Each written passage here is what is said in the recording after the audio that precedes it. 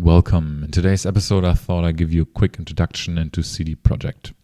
CD Projekt is a gaming company based in Poland, and they're also having offices in the US as well as in Canada.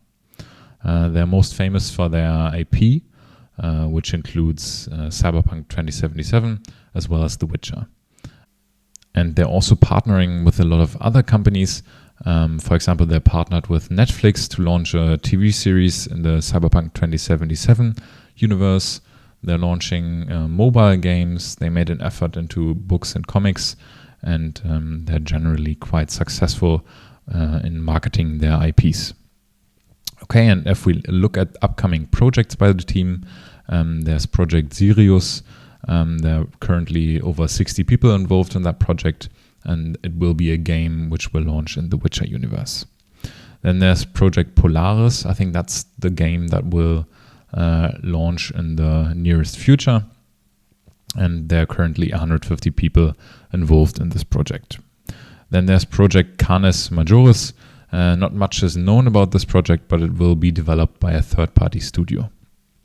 And there's Project Orion, and Project Orion will happen in the Cyberpunk universe, but that title is a bit more further away in the future.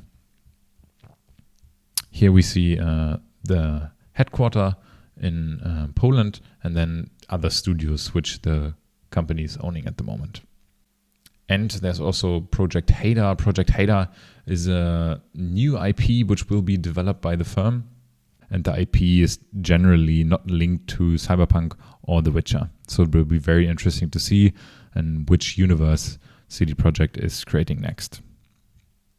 Okay, and if we have a look at which project most developers are currently working on, we can definitely see that Project Polaris is currently being developed by most developers, and the other majority includes developers still at Cyberpunk 2077, and from that group, most of these developers are still in transfer to newer projects and endeavors.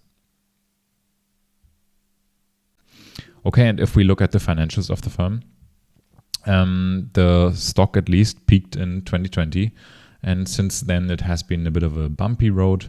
But I want to highlight here that the firm or the company itself is a high margin business, and they're very successful in marketing their IPs.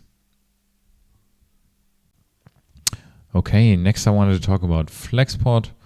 Flexport is raising 260 million in an uncapped convertible note from Shopify. So I thought that was interesting for several reasons.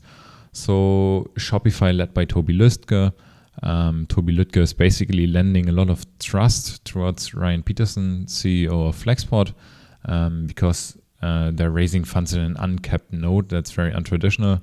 The uncapped note basically means that the funding will convert in the next funding round, so the next valuation of Flexport, because Flexport at the moment is valued below 8 billion, and 8 billion was, the company was valued 8 billion in the last funding round. So that's an interesting fact about this recent raise.